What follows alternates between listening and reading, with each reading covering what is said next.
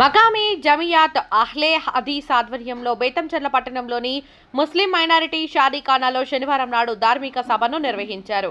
ఈ కార్యక్రమానికి వక్తలుగా ముతాహిర్ అహ్మద్, అబ్దుల్ అహ్మద్ హాజరై ప్రసంగించారు.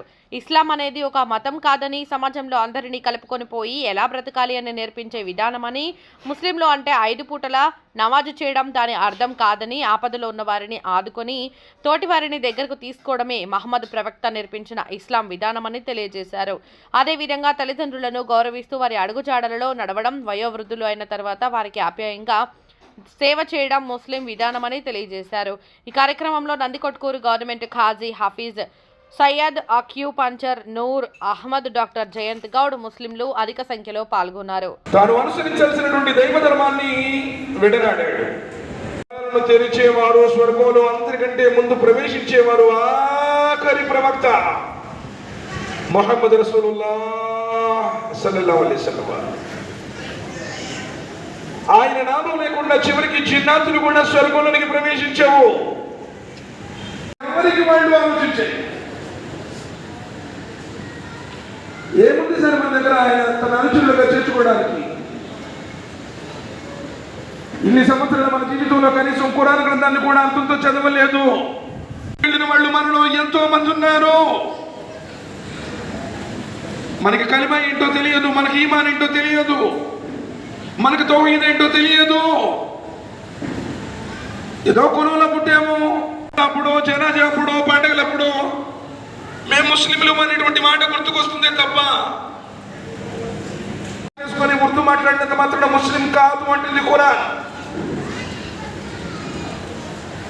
ప్రవక్తల కొడుకులు, ప్రవక్తల భార్యలు, ప్రవక్తల బంధువులు, ప్రవక్తల్ని చూసిన వాళ్ళు, ప్రవక్తలతో తిరిగిన వాళ్ళు, ప్రవక్తలతో కలిసి తిన్నవారు కూడా ముస్లిం కాదు అంటుంది ఖురాన్.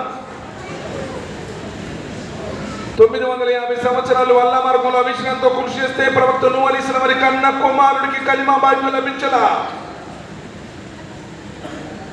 అల్లా తన స్నేహితుడిగా పిలుచుకున్నటువంటి ఇబ్రాహీం అలైహిస్సలాం వారి కన్న తండ్రి ఆచరికి కలిమా భాగ్యం లభించలా.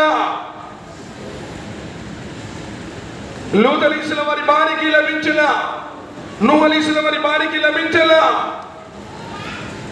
సాక్షాత్తు ముహమ్మద్ సల్లల్లాహు అలైహి వసల్లం వారిని పెంచి పెద్ద చేసి కంటికి రెప్పలా కాపాడినటువంటి అబూ తాలిబ్ కూడా కలిమా భాగ్యం లభించలా. మనం ఎవరంటే 1440 సంవత్సరాల తర్వాత వచ్చేసి ఎప్పుడో శుక్రవారం ఒకరోజు మసీదుకి వెళ్ళి రంజాన్లో చివరి 3 రోజులు ఉంటే నువ్వు ముస్లిం అయిపోతావా?